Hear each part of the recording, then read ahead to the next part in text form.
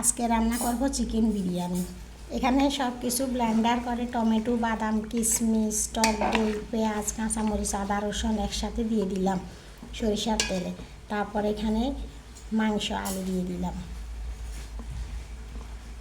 মেহমান আসছে, তাই মেহমানরা বলতেছে আজকে চিকেন বিরিয়ানি খাবি। তাদের জন্য ছোট ছোট মেহমান, তাদের জন্য আমি চিকেন বিরিয়ানি রান্না করলাম। এটা কি? চিকেন বিরিয়ানি খাও, খুব মজা।